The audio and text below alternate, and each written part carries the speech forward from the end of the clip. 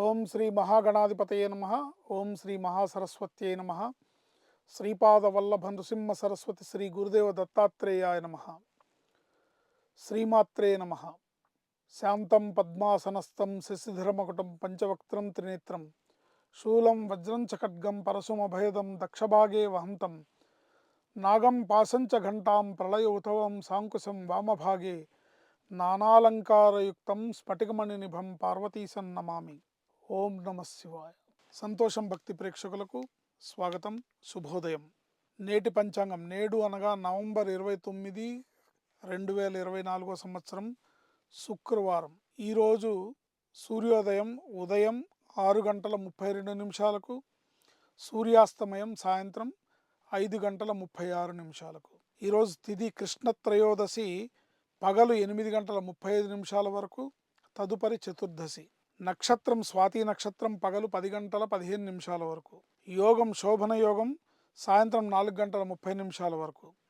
కరణం వణిజకరణం పగలు 8 గంటల 38 నిమిషాల వరకు, భద్రకరణం రాత్రి 9 గంటల 32 నిమిషాల వరకు.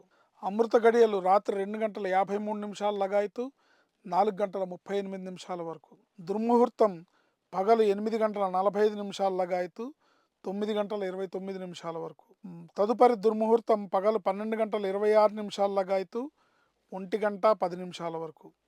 వర్జం సాయంత్రం 4 గంటల 23 నిమిషాల లగాయతు 6 గంటల 8 నిమిషాల వరకు. రాహుకాలం ఈరోజు ఉదయం 10:30 గంటల నుంచి 12 గంటల వరకు. ముఖ్యమైన పనులు, ముఖ్యమైన సంతకాలు, ముఖ్యమైన మీటింగ్స్, ముఖ్యమైన నిర్ణయాలు ఈ వర్జం సమయంలో, దుర్ముహూర్తం సమయంలో, రాహుకాలం సమయంలో చేయకుండా ఉంటే మంచిది. మంచి ముహూర్తం చూసుకొని మంచి కార్యక్రమాలని, ముఖ్యమైన కార్యక్రమాలు చేసుకుంటే మనకు అవి సత్ఫలితాలను ఇస్తాయి. దుర్ముహూర్తంలో, వర్జంలో, రాహుకాలంలో చేసే పనులు అవి మనల్ని ఇబ్బందికి దారితీస్తాయి, ఇబ్బంది పెట్టడానికి దోహదపడతాయి. కనుక ఆ టైంలో అవి చేయకూడదు. ఈరోజు విశేషం ఏంటంటే మాస శివరాత్రి. కార్తీక మాసంలో వచ్చే మాస శివరాత్రి మహాశివరాత్రితో సమానం. కార్తీక మాసం శుక్రవారం, పైగా స్వాతి నక్షత్రం ఉంది. ఉదయం 10 గంటల 15 నిమిషాల వరకు, తదుపరి విశాఖ నక్షత్రం వస్తుంది. ఈరోజు పరమేశ్వరుడికి మీరు చేసే అభిషేకాలు, పూజాధికాలు అత్యంత శుభ ఫలితాలను ఇస్తాయి. లక్ష్మీదేవి సహస్రనామ స్తోత్రంతో పాటు లక్ష్మీ నృసింహస్వామి సహస్రనామ స్తోత్రాన్ని జపించడం కూడా ఈరోజు విశేషమైన ఐశ్వర్యాన్ని ప్రసాదిస్తుంది.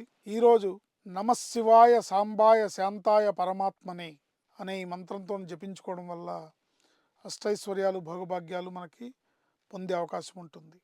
నమశివాయ సాంబాయ శాంతాయ పరమాత్మనే, నమశివాయ సాంబాయ శాంతాయ పరమాత్మనే. ఈరోజు శ్రాద్ధ తిథి చతుర్దశి. కార్తీక మాస కృష్ణపక్ష చతుర్దశి రోజు గతించిన పెద్దలకి శ్రాద్ధ కర్మని నిర్వర్తించడం అనేది మన విధి. మీ కుటుంబంలో ఎవరైనా మీకు సంబంధించిన వాళ్ళు కార్తీక మాస కృష్ణపక్ష చతుర్దశి రోజు గతించిన పెద్దలుంటే వారికి శ్రాద్ధ కర్మని నిర్వర్తించాలి. ఎందుకు మేము రోజు పంచాంగంలో శ్రాద్ధ కర్మ తిథి గురించి చెప్తున్నామంటే ఎక్కువ తక్కువలు ఉంటాయి కాబట్టి, అంటే ఉదయం ఒక తిథి ఉంటుంది, మళ్ళీ మారిపోయి ఉంటుంది కాబట్టి ఏ రోజైనా శ్రాద్ధ కర్మ అనేది ఎట్లా లెక్క చూస్తామంటే మధ్యాహ్నం అపరాహ్నం వేళకి ఏ తిథి ఉంటే దాన్ని బట్టి లెక్క చూస్తాం కాబట్టి ప్రతిరోజు ఇది చెప్పడం జరుగుతుంది.